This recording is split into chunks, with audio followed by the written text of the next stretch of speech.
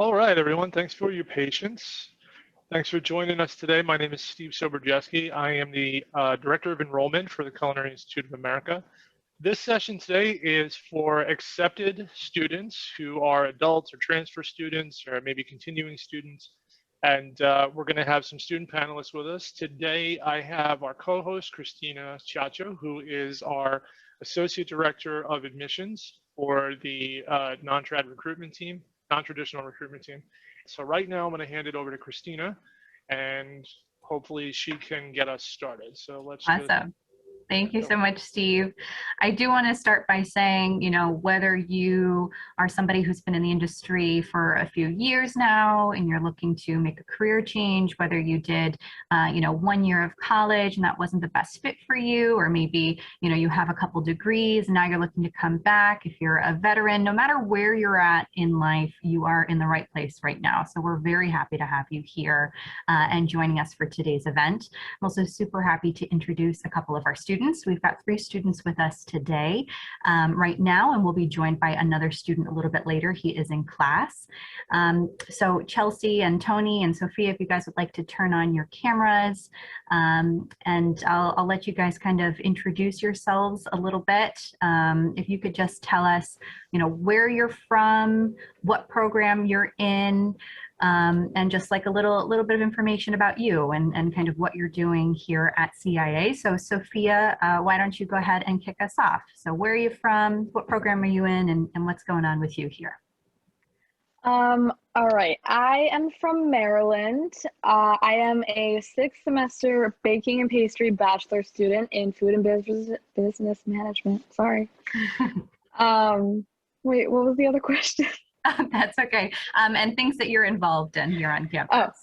I am an orientation leader, and I am also a, I don't remember what it's called. It's the All-Star. Admissions All-Star. Yeah, you're Admissions good. All-Star. Yeah, that's about it so far. That's great. And it looks like Chelsea and Tony, they're joining us right now from the car because I believe they're on their way home from class. So we'll give them some grace as they settle back into their home. But Chelsea and Tony, why don't you guys introduce yourselves? Also, tell us where you're from and what's going on. And we have another student, Jerry, who will be joining us a little bit later in today's session. So go ahead, Chelsea and Tony, take it away. Hi, everybody. My name is Chelsea Ringquist. I am a junior in the Culinary Arts, Culinary Science bachelor's program.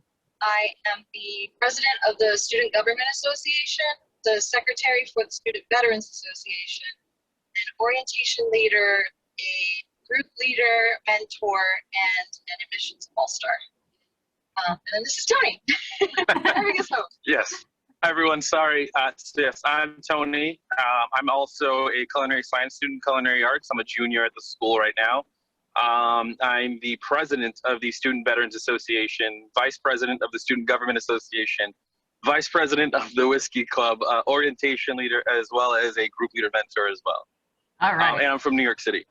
Okay, there we go. And you guys are married, yes? Yes. Yes. Yes, I was going to say. So there you go. CIA power couple for you. Why not? So awesome. So we're so happy to have everybody. And I know Sophia a little bit later is going to be leaving us a little early to go to class. So we'll get to hear all about that fun class that she's going to be going to. But let's start off with just some questions that are coming in. We've got some questions right off the bat, which is awesome. So let's talk about what it's like. I know, Sophia, you are living on campus, right? And Chelsea and Tony live off campus. So Sophia, why don't you tell us a little bit more about what it's like with the kitchens and residence halls? Are you able to prepare food there? How do you store food? Maybe talk about like your refrigerator in your room versus the one downstairs. What's all that like? So we have a pretty big kitchen downstairs. It has 3 ovens, a lot of space. You could have 2 separate groups working there at once. There's 2 refrigerators, a bunch of stove tops. You are allowed to store food in the refrigerators. It gets cleaned out by the RAs that are living in the building, because I live in a lodge. every, I think, month it gets cleaned out. And if you have things in there, you obviously have to have them labeled. But if you don't feel like that and you don't want to risk someone taking your food, which doesn't happen, but you never know, there are refrigerators in each dorm. And you basically, I mean, they're your refrigerators. And there's a tiny freezer. So I'm keep looking at mine right here. And there's a lot of space. And they're pretty nice. Like the kitchens are really nice to do stuff in. Yeah, I was just going to say, so each room is outfitted with a mini fridge and microwave combo, so you don't have to bring those with you, which is super great. Most cases, I would say you're not allowed to have like a toaster or something like that, a waffle maker in your room for safety reasons. But I know there are a few of those options that the RAs keep in their office for each residence hall, so you could borrow those. We definitely recommend bringing like a very basic set of pots and pans for you to use in your residence halls if you intend to cook on the weekends or, you know, after hours, whatever. You're definitely welcome to do that. I know it's something fun that students love to do is like get together and cook family meal on the weekend. So that could be really fun if you're planning to do that. But yeah, awesome. I was going to say this next question looks like it's good for Chelsea and Tony. Steve, I don't know if you want to ask that one. Same thing. Yeah. I would love to hear from Chelsea or Tony.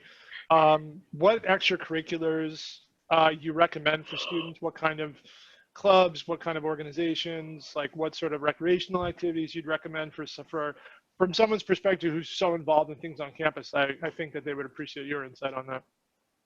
Sure. So Tony and I are both involved in the Student Government and the Student Veterans Association. Both are heavily active on campus, advocating for students, making changes, developing programming for students to participate in. Outside of that, there are tons of clubs on campus and more being initiated and activated every week. Right now we have the Whiskey Club, like Tony mentioned. We have Coffee Club, which is another newer club. They just did a demo on how to create latte art, which was so fun to learn. We have clubs involved in tabletop games, tabletop gaming club. What else do we have? In terms of clubs? Yeah. I don't know. Oh, yes. They're like the sexual awareness club. We also have the Black Culinary Society as well, a very active club on campus as well. In terms of recreational activities, there's, you know, during COVID, obviously we were limited to the things that we could do, but now, you know, we're very happy to say that things are going back to normal. The SRC, the Student Recreation Center, and the staff there do a wonderful job at creating different events and activities that are not just geared towards any group of students. It's very inviting and welcoming to everyone. So for students that are non-traditional, you'd have just as much fun as someone who's coming straight out of high school. There are several things to do on campus. Just this week, we're doing a bingo night. It's finally coming back. Nice. Which is very exciting. People go crazy for bingo. People definitely go crazy for bingo here. It is not your mama's bingo or your grandma's bingo. That's for darn sure. This isn't church basement bingo. No, this is not. This is intense. They give away big prizes like TVs and cash prizes, and people go nuts for it. So I'm so happy to hear bingo's back because that's like a CIA staple. That's awesome. Yeah. So as you can hear, there is like no shortage of things to do on campus. There are tons of activities. If any of you have joined us for other sessions, you've had the pleasure of meeting Dr. JJ, who kind of oversees all that great stuff, and he's a great person to get to know. You know, especially you'll meet him on move-in. You know, if you're living on campus, if you're getting settled in, he is a force to be reckoned with, and you will definitely encounter him at some point. He's a good person to know for sure. He knows everybody on campus. He's like the mayor. Speaking of move-in, Sophia, can you tell us what your move-in day was like? What did that look like? Like what was move-in like for you? Move-in day for me was slightly magical. I mean, and I'm saying magical because there were so many people that just came and like unpacked my car and brought it all up to my room. Like I blinked and it was all gone and in my room. Like so many people here are just willing to help, and like everyone's so kind about it. And they just like take it out of your car and put it in, and everyone was like so helpful with where to go, how you do this. And then with the whole day, like orientation leaders are really helpful with telling you like when to meet up so you don't feel like alone if you don't know anyone on your first day. Like it was a really great, easy day to go with. Like it wasn't boring and I wasn't as nervous as I thought I would be. I love that. Yeah, I would say we definitely pride ourselves on this welcome team element and the ability for us to have such a smooth, we get, you know, it's funny to say, but we get complimented on how efficient move-in day is because people, like you said, you're assigned a time to move in, you kind of make your way through the maze of campus, you get to your residence hall, there is a team of people that descend on your car, they unpack everything, they take it all up in one shot. You know, if you are keeping your car on campus, you go and park it, and then you come back and you unload your room, and it's awesome. You know, there's people all over the place, and they're available to kind of help and take care of you. So glad to hear that you had that experience. I was going to say on the other end, for everybody that's curious about how this works, right now there is a sign-up sheet that's literally making its way around all of the administrative offices on campus. So they're soliciting volunteers for this day. There's usually, I mean, there's dozens and dozens and dozens of people that everybody has a different job, whether you're a mover or you're helping with traffic and all that stuff. But as from having been on the other side, being a volunteer at Move-In Day, I love this day. You get to meet all the new students that are coming back. When I was the international recruiter, I got to meet all my international students who were coming in from Korea and all over the place. And it was such a great time seeing these people's faces for the first time and being there to greet them when they show up. So I personally enjoy that. I know I'm not on the panel, but Me I wanted too. to put my 2 No, you're on the panel, Steve. Yeah, no, for sure. It is. It's such a high energy day and such a happy, like smiling event that it's feel good. It's awesome stuff. So we love Move-In Day here. It's a lot of fun. I just one more quick fire thing I'm going to respond to. Somebody asked, if you're not in the lodges, do you still have a kitchen in your residence hall? Yes, every residence hall has a communal kitchen that's outfitted with, a nice industrial style gas stove, which is awesome, refrigerator, countertop space, as well as like table and chairs area for people to sit down as well. So yeah, for sure. You should still plan on bringing, like a pan, a saute pan, something like that, just to make some stuff for you. Yeah. Steve, do you see a question you want to ask? I was going to say, I'd like to throw this question over to Chelsea. We have a couple people asking about what the veteran community on campus is like, what the Veterans Association is like, who can join it, what kind of activities do you guys do, is there a strong community? So maybe you could just talk about what it's like for a veteran on campus overall and what sort of services and activities and groups there are for those people. Okay, honestly, Tony's going to be better at answering this question. Oh, I apologize. Right, Tony. But I will do my best. Tony's logging on right now. Okay. I can start though. Okay. Student Veterans Association, at least this semester, has expanded greatly. When Tony took over, things got way more exciting. So one of the things we did, we took over a station in the Egg, which is like our cafeteria, and we did a Tabasco sponsored dish. So the Student Veterans Association does these great things where we reach out to companies and we create these dishes ourselves and are able to produce them for the campus to eat. It's a fantastic way to make students aware of the things that veterans have access to.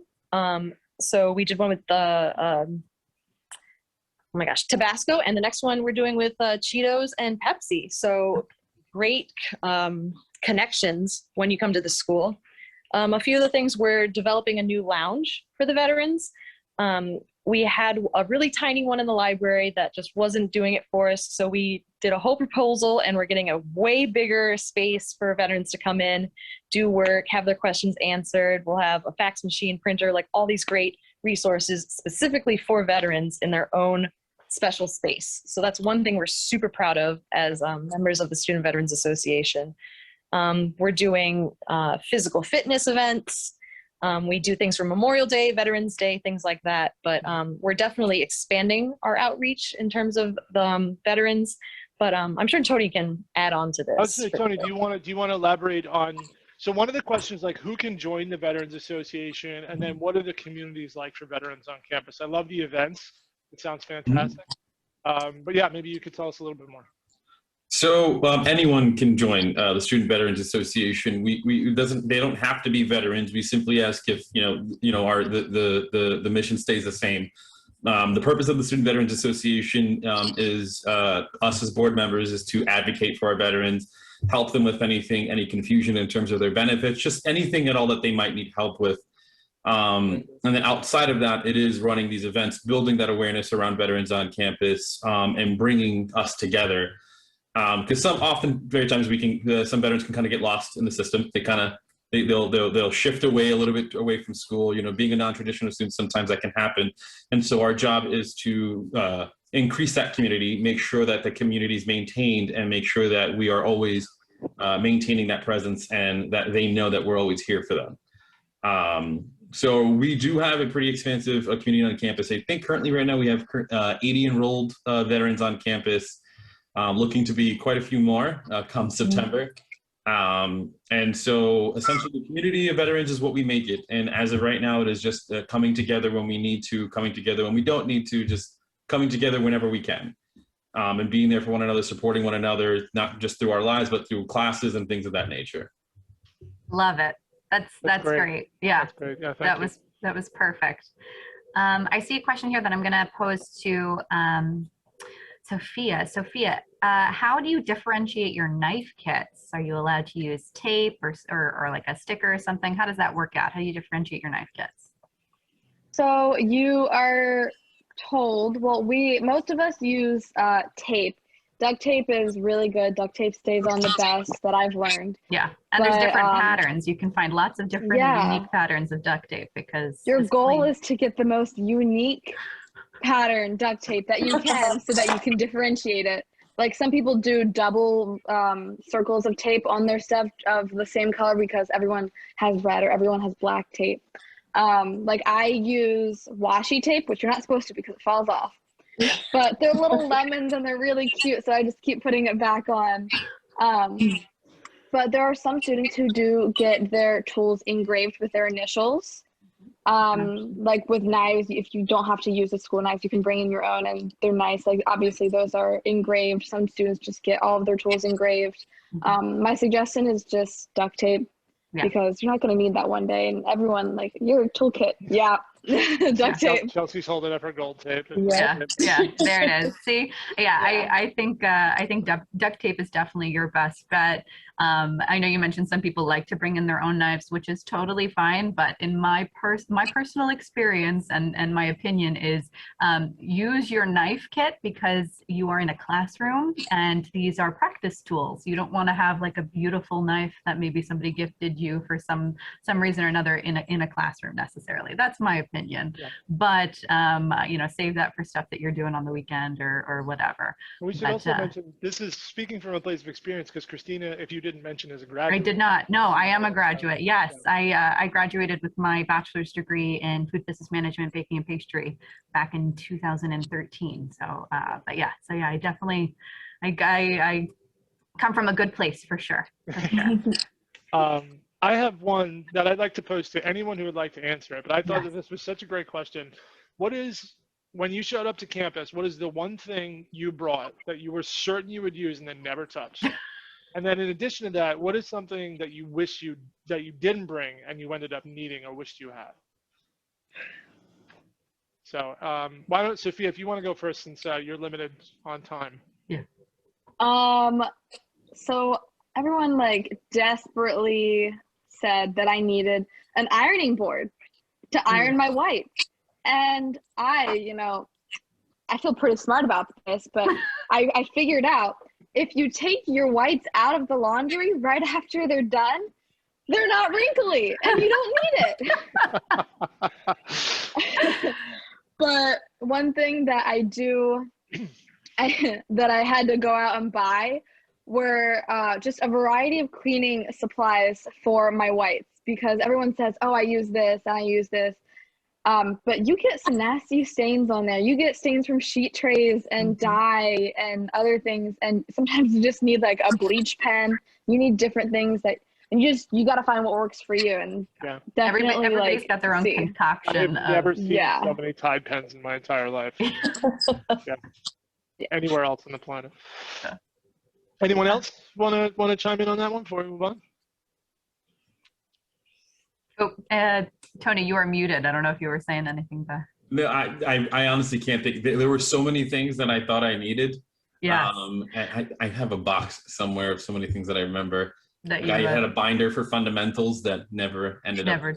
It was Yeah. it was recommended, and then never ended up needing it. But I would say pack for the season, especially if you're living on campus. Pack for the season. Do not pack for 2 seasons in advance, right? September here, if you're coming this fall, is warm still. So I would still say it's warm for at least a full month and half of October. So pack appropriately, maybe some light layers, but you don't need the full winter coat and everything yet. You have an opportunity to have somebody send that to you at a later date, because I packed way too much stuff with me and I had no place to put like my 15 pairs of shoes. I did not need that. I think probably the best thing for me was having a uniform, because you're allowed to wear your uniform both in academic classes and kitchen classes.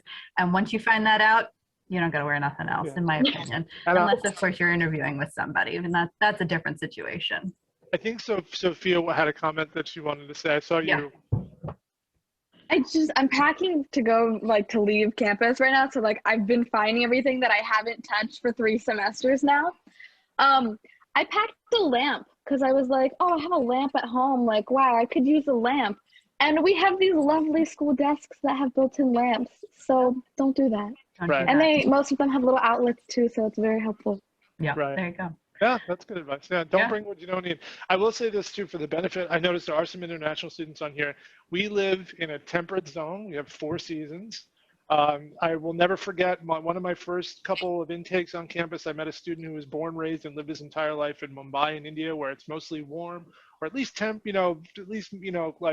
mild most of the time.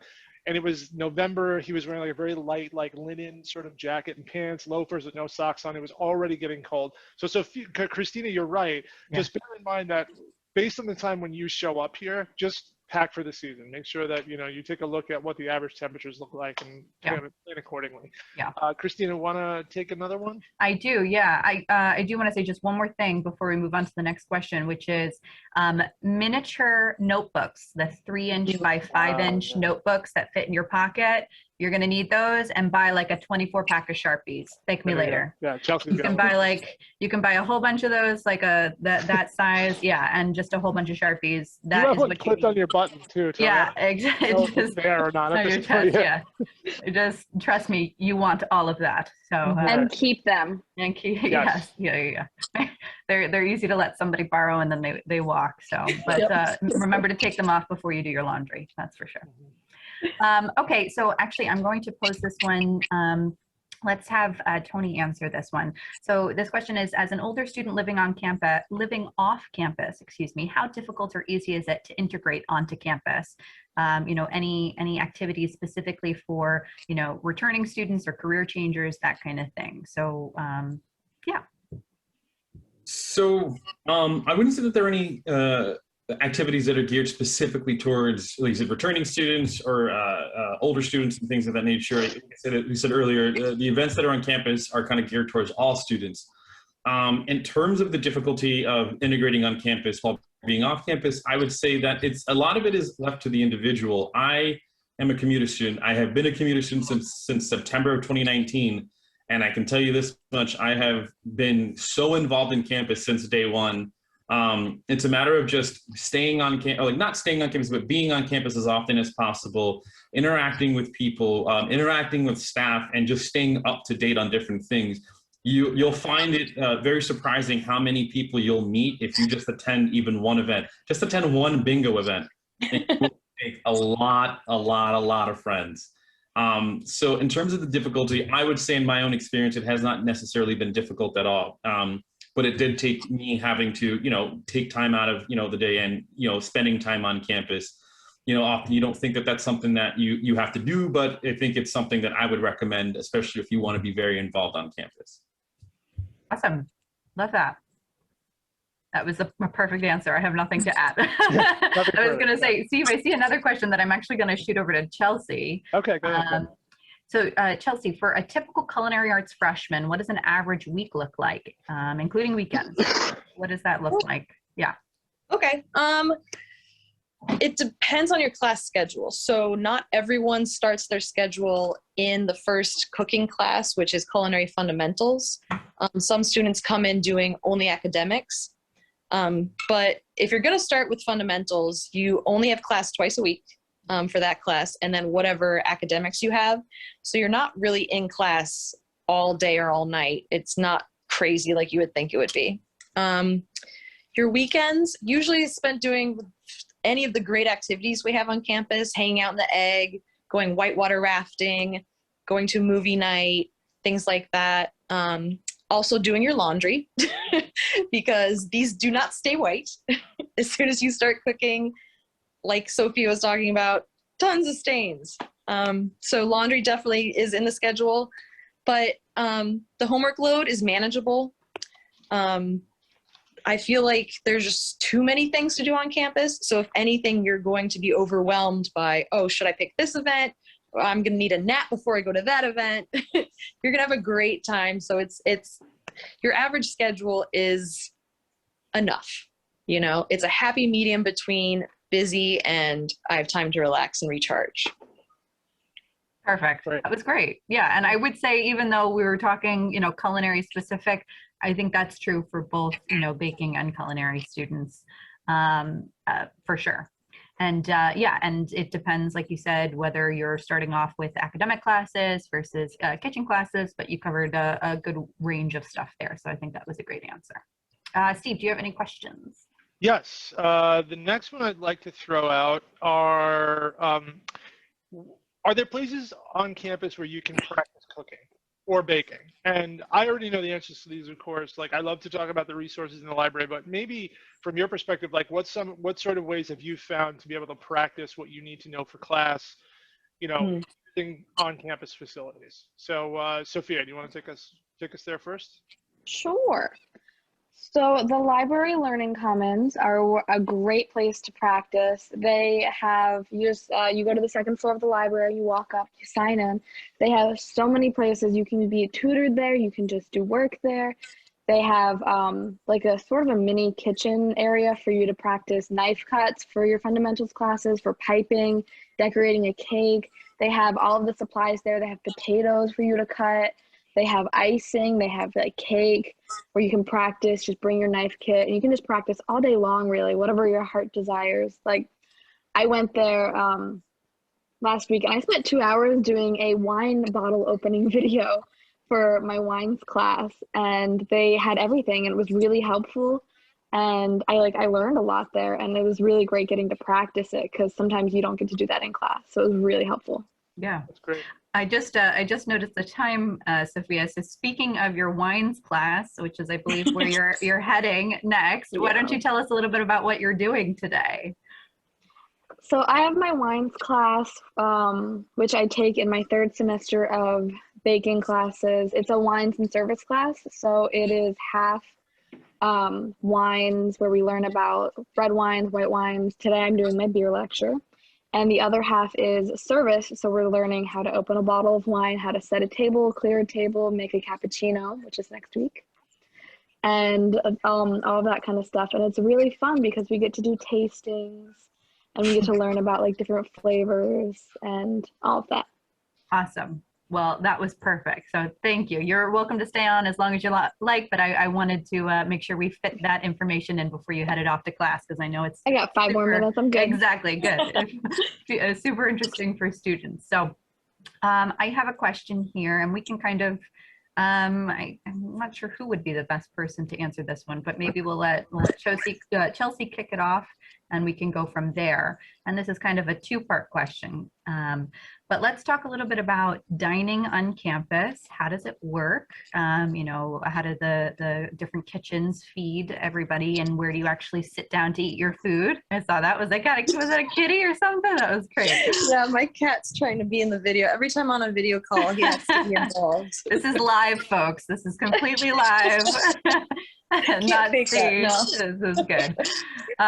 So why don't you talk a little bit about, you know, how the kitchens work, where you actually sit down to eat the food, and then maybe we'll share this one with everybody, and everybody can go around the room. But what's your favorite place to eat on campus? I know I have my preference, but yeah. go ahead, take it away. Okay. I'll do a quick overview of dining on campus. So we have basically 2 facilities that serve food. We have the Egg, which is the larger cafeteria area. It has a bunch of different stations, each with their own specialty.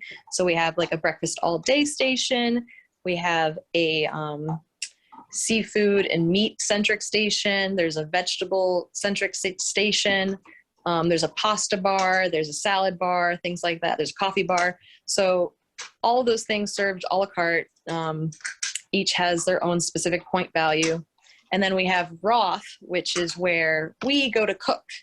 So as students moving through the program, after fundamentals, you start actually serving people in your production kitchens. And students and faculty and staff all come to these kitchens to eat our food. So I'm in Cuisines of Asia right now. We're making Southeast Asian food. So there's a lot of curry being made in my kitchen today. We just got out of Cuisines of the Mediterranean, where we did Italian, French, Spanish, that kind of stuff. Before that was Cuisines of Americas. So we did like Mexican food. So all sorts of variety all throughout the campus. The point system, you get, as a freshman, you get 20 points a day. You can spend them however you like, as long as they're green points, right? Is it green or blue? Blue. Blue, thank you, blue points. So blue points work all throughout Roth Hall and for most items in the Egg. And then as you move up in the program, you get green points, which you can spend on more items, like the variety increases. Those points are basically a reward for staying in the program for as long as you have, becoming a senior. You know, it's kind of a celebratory thank you for sticking with it, you know? But that's my overview. I'm sure you guys have stuff to add to that. Yeah, I was gonna I just want to add one thing, which is there are different tiers to the meal plan, and you do sign up for that when you filled out your housing information. If you are unsure, I recommend going with the basic option, because you do have the option to upgrade at any point. I would say in most situations, people find they have excess points on occasion because you are eating in class, you're eating little bites of things here and there. You know, some chef instructors, I know one of my favorites, but in breads class, we would get like some cheese and stuff and snack on fresh bread and cheese throughout the class. So there is food on campus. You will be fed well. But if you feel like that might not be enough, maybe you like to eat a lot, you're welcome to increase that. But I would say just give it a shot and always have the option to go up from there. So favorite place to eat on campus? Antonio, why don't you go first? Oh boy. That's a big question. Yeah, it's always been Katerina. Katerina. I love Katerina. I am a huge fan of Chef Collenberg. He blows my mind. He's very Australian, but very good at Italian cooking. Very, very knowledgeable, but the food there has always been amazing. That was the first restaurant that I went to when I got here, and it will always remain close to my heart. A second close would be, I'd say, Bocuse. Higher end, very nice food, very elegant, very delicious. Okay. But for me, those have been the 2 best ones. Awesome. Sophia, what about you? I also have to say my favorite was Katerina. I mean, when the restaurants were open to the students, I was there 3 times a week. Front of house manager knew my name. I was always getting the same thing. It was absolutely delicious. It was so good.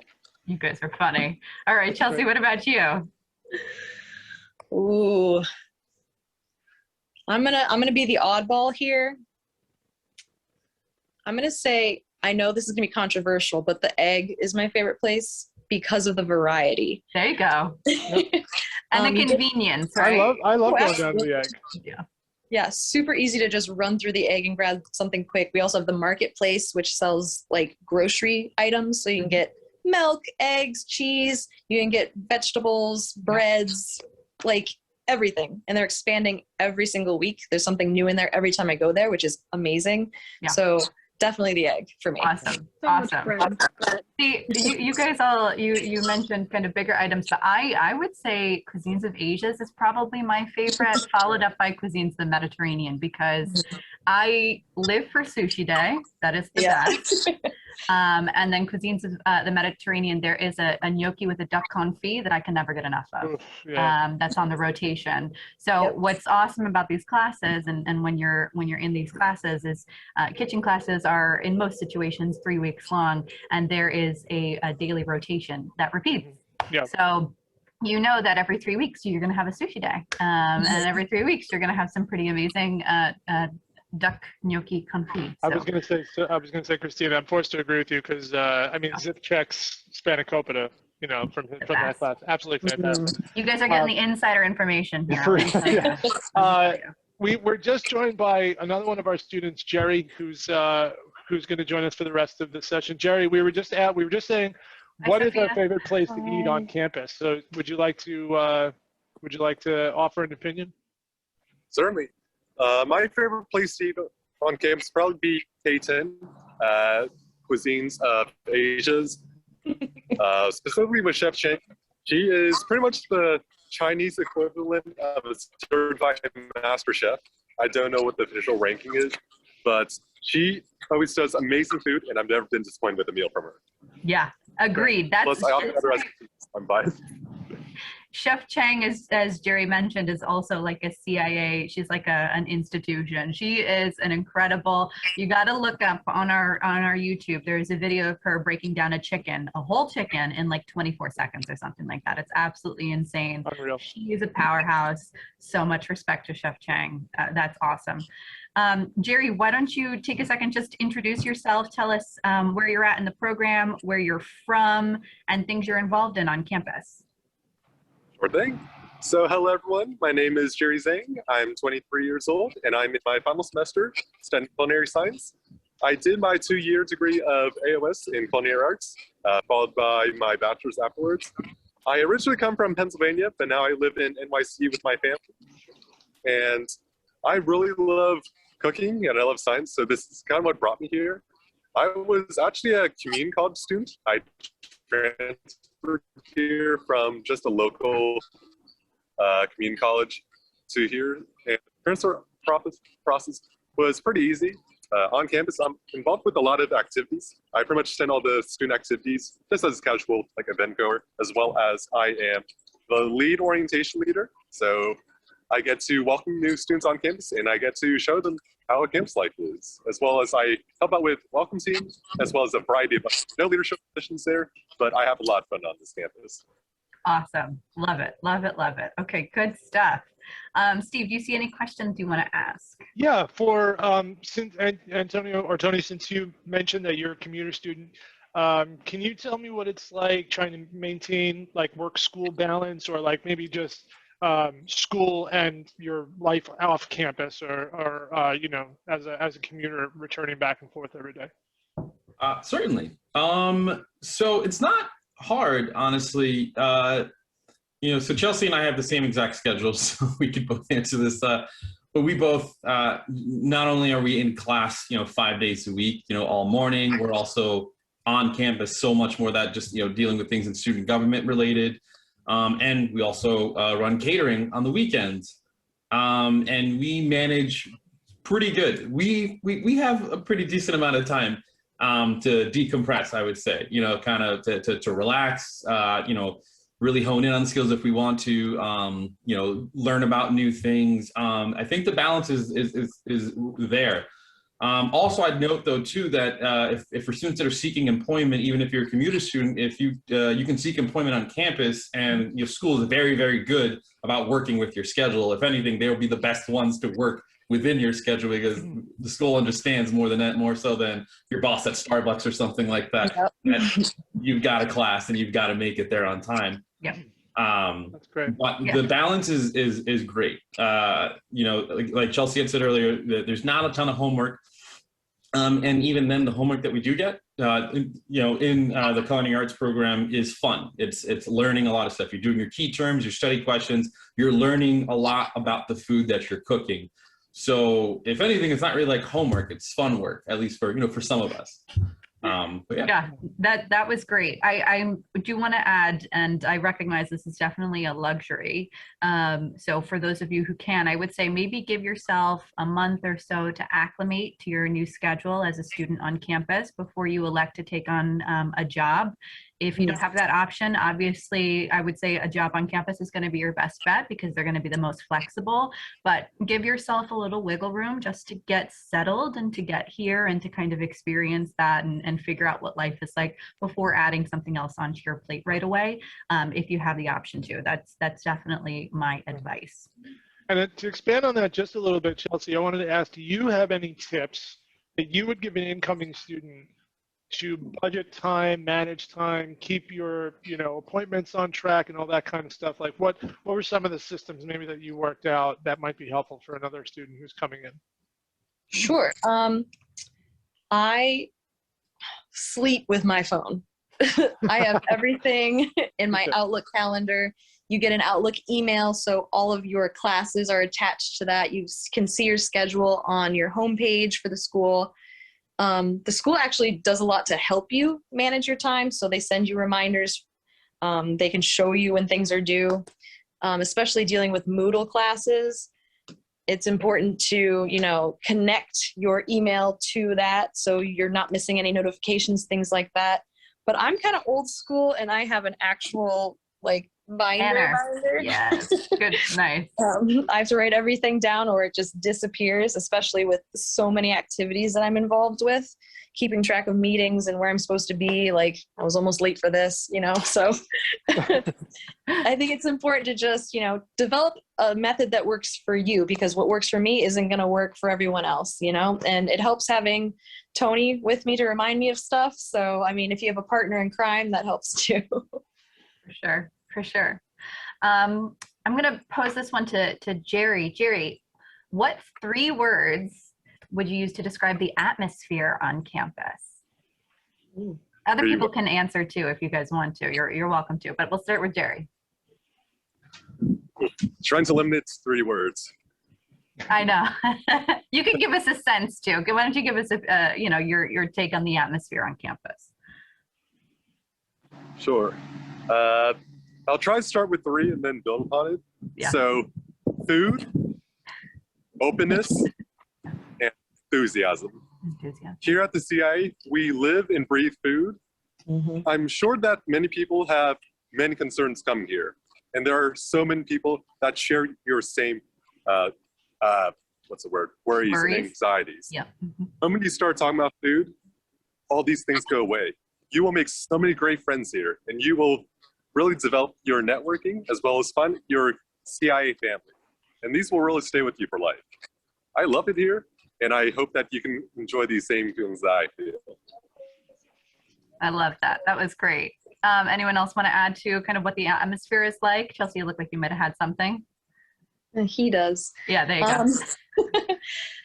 I think enthusiasm was a good word, but more like hyperactive.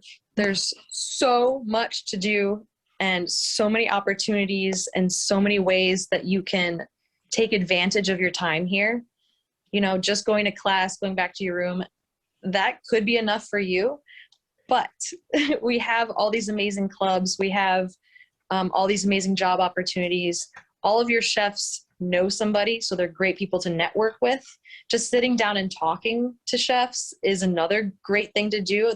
They've been everywhere. They've seen everything. They know everything. So just developing relationships with, the people in your community is really going to help, develop your time and develop your experience here. So yeah, hyperactive, tons to do. Tons to do. That was great. Love it. Steve, you got one? Yeah, just typing out an answer for another question. This is a pretty simple question, but students are always curious about what the environment is going to be like in terms of recreation and fitness and things like that. So if you guys are visitors to the athletic facility, to the gym, can you tell me what that's like for a student? I'm sorry, I should have picked somebody. Anyone? Chelsea looks like she's got it. Yeah. Yeah, I've used the gym on campus. So the gym consists of a few facilities. It's not just one space. So within the Student Recreation Center, when you first walk in on your left, you have the cardio equipment. So we have a ton of treadmills, ellipticals, rowing machines, things like that, all outfitted with TVs. There's one big TV on the wall. The whole wall is windows, so you can see outside, experience nature, you know.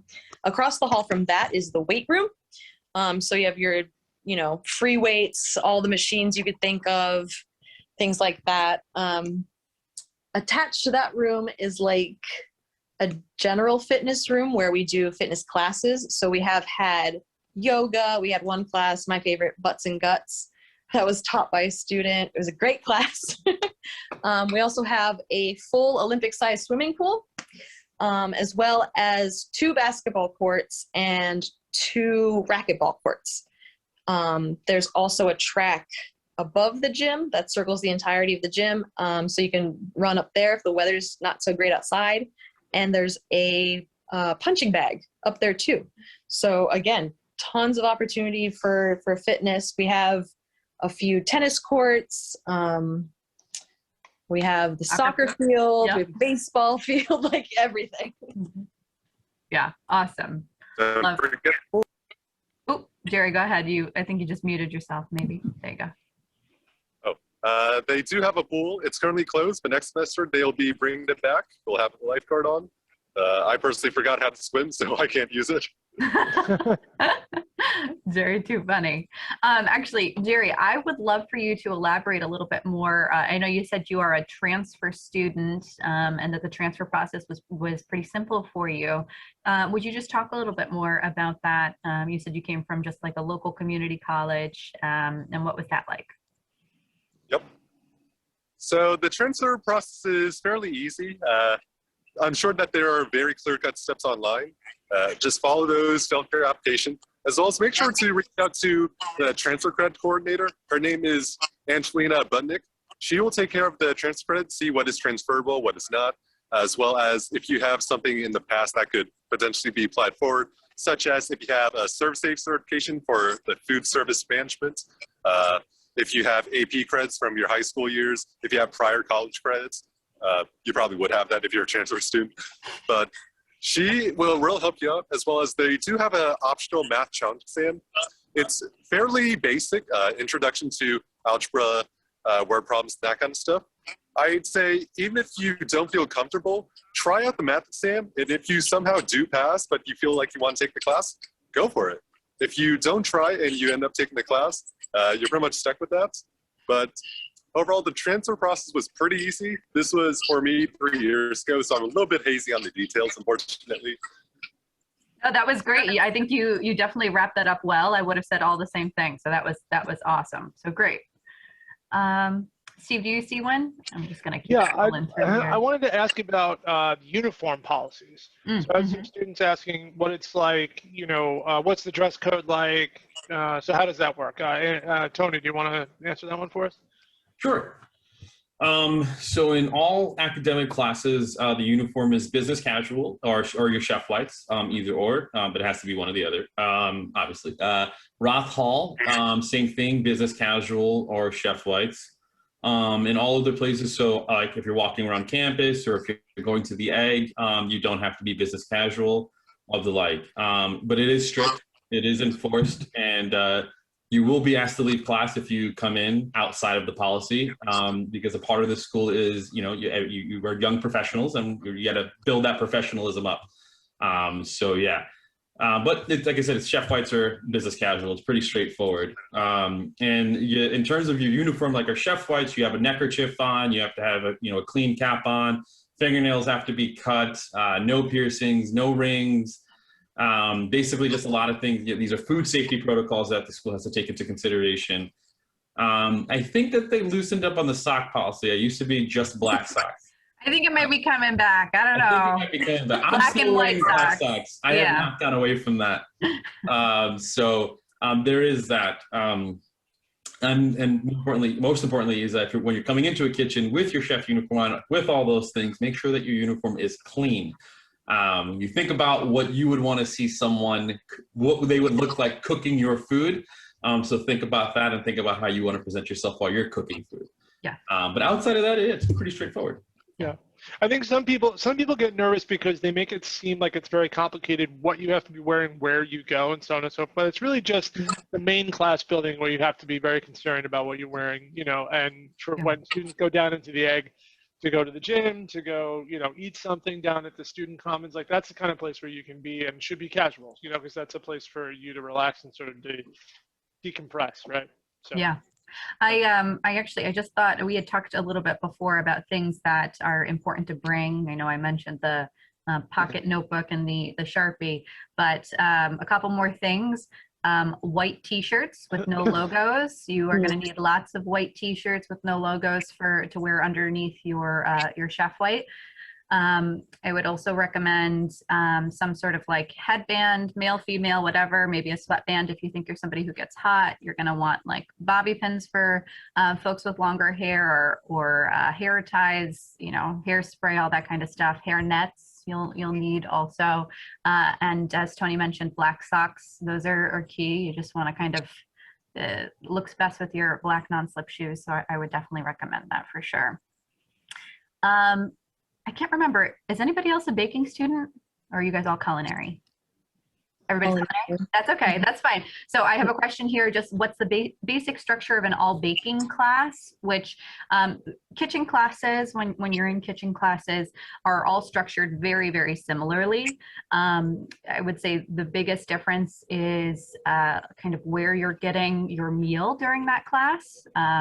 And I would say just like the act of production is a little bit different, not very vastly different, but just a little bit different. So for baking students, whether it's a class that's an AM class or an afternoon class, a PM class, you are going to start the night before, preparing everything that you need for that day. So outlining your recipe cards, outlining your timeline for that day, making sure you've worked out maybe with your partner. You might have a station partner who is at the same table as you, talking about who's going to take care of what for whatever it is that you're working on that day.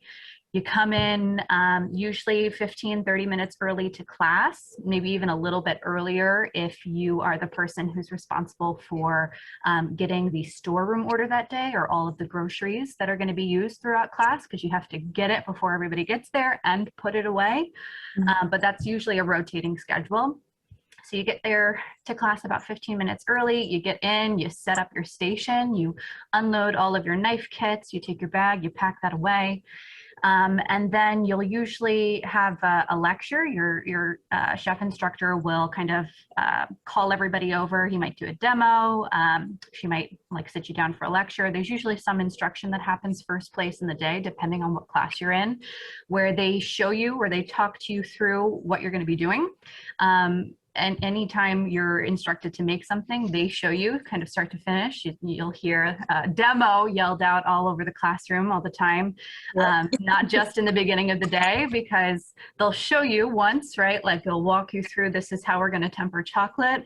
And then as you, as a student, go back to your own station to temper chocolate that day, there will be learning opportunities that pop up, because even though the recipe says X, Y, Z steps, there will be things that come up that people do differently, and there'll be learning opportunities. So they'll call demo, they'll pull everybody over, you'll talk through whatever the instance was, you go back to your station, you'll finish your production, whatever it is you're making that day. You probably will finish right after you're making that break for either lunch or dinner, where you'll go down to one of the other kitchens on campus, where the culinary students are making their food for the day. You'll get your lunch. You'll eat with your class, usually in Farquharson Hall, which is our dining hall. You'll come back up to your kitchen. You'll clean everything up. You might have a final lecture where you talk about what you'll be doing the next day, and then everybody goes on about their business. You might have like an academic class after that. You might have something else going on, whatever. There might be an academic class before that if you're in an afternoon class, but that is kind of like the gist of what a kitchen class looks like. And for baking students, it's just, I would say, different where you're going to be getting your meal. So that's the biggest thing, Yeah. If you're in a class that's producing stuff, you might be making like lots of cake. So you might slice up all your cake, put it on sheet trays, put it in a speed rack, and wheel that down to you know, someplace, one of the dining halls so that other students can enjoy your cakes and stuff that you've made. You know, if you're making breads, they might be, you'll deliver it to the different restaurants and kitchens on campus that are going to be using your bread, because you are producing the bread that's used on campus, which is awesome. But yeah, for the most part, that's what that looks like. All right, Steve, any other questions? Yeah, well, we're getting some questions on COVID, and I don't want to dive down a rabbit hole because we've all been living under this forever now, and it feels like, but some of the students are asking, like, what are COVID protocols like? Have they changed? What's going on? I will say, thankfully, you know, the campus is reaching about nearly an 80% vaccination rate now, so we have been able to roll back some of the restrictions. The restaurants are back open now. Activities are resuming. Guests are allowed back on campus. A lot of the, you know, privileges and personal freedoms that students were, you know, unable to enjoy are all coming back now. So people are allowed to have students in their rooms, in the dorms, and things like that. We are still wearing masks in the academic courses and in the kitchens. And if you're in one of the restaurant classrooms, if you're an unvaccinated student, we ask you to wear your mask on campus at all times. You know, but for incoming students, you know, just be aware, like, it's not over yet, but we're getting there, and we're trying to do the best that we can to make sure that you have access to the things that you want to do when you get here. So like I said, all of this stuff is starting to come back. It's all starting to roll back. And for those who are incoming, if you are not yet vaccinated, it's okay. You know, whether you don't have access to it or you haven't had an opportunity to do it, we are doing a vaccination clinic on the 10th of September, which is right after the entry date. So you'll have an opportunity to get a shot if you want one. And so things like that. So if you have any further questions about it, or if you'd like to dive into some specific areas, there's a lot of stuff online in our FAQ section and in our CIA Safe Plan. So I encourage everybody to go to the website and just check it out. But that's really it. I don't want to, like I said, I could talk all day about this because we've been living this, like I said, for the last, you know, feels like, you know, 10 years. But, you know, things are getting back to normal, and we're all very happy about that. So Yes. but just know that we're not quite there yet. So there are still some things in place some rules in place that we have to observe. And that goes for both faculty, staff, students, everybody. So Christina, why don't you play us out? Take us through maybe one more question, and then we'll wrap. Perfect. I was just going to say, what are some final tips for success or any recommendations you guys have for incoming students? So Jerry, would you like to start us off? Any tips for success or last recommendations? Sure. With me, I highly recommend you to reach out to people. There's a lot of upperclassmen that can tell you all kinds of neat tips and tricks about campus, and even just about cool stuff, such as the best way to do your laundry, what's the best local place to eat around the area, cool events around the area, as well as ways to succeed around campus. I would highly recommend reaching out to your orientation leader, as well as your RAs, the residential assistants in your halls. And overall, have fun. You're here to have fun and learn. It's all part of the experience. Awesome. Chelsea, how about you? Tips or tricks? I would say get active as soon as you get here. I know Christina said don't get a job. I agree with that. But as soon as we get back, we're probably going to have our club con. So all of the active clubs on campus are going to set up tables somewhere, probably in the Egg, where you can come and talk to them, sign up for their email blasts, learn more, learn how to be active in the community. I think that'd be a really great resource. So just look out for ClubCon, #1, and that should get the ball rolling at the very least. Love it. Okay, Tony, take us home. All right. So what I would say is be proactive. Be proactive when you get here in everything that you see and everything that you do. There are many, many, many opportunities that this school offers, and they're only as good as long as you're getting involved. Don't miss out on anything. Get involved with your student community. Like Jerry said, talk to your upperclassmen. They're a wealth of knowledge. We are definitely here for you. And don't ever stop being creative. Remember that, you're here to create, but you're also here to learn, and you're here to do something that you're obviously passionate about. And so hold on to that. Don't ever get discouraged. And if you ever feel like that, we're all here for you.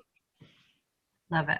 That was great, guys. Fantastic. I so appreciate you all being here and helping to welcome our incoming class of adults and transfer students. We're so excited that you're all here. We are looking forward to this fall and move in and just getting everybody here so much. So thank you to our speakers today. We appreciate you, and thank you to everyone who has attended. We are looking forward to see you this fall. Yeah. This session is being recorded, so we will have it available on our website just a little bit later. And yeah, thanks so much, everybody. Thanks, everyone. Really appreciate you being here today. Thanks, guys. Bye. Take care. Thanks for joining.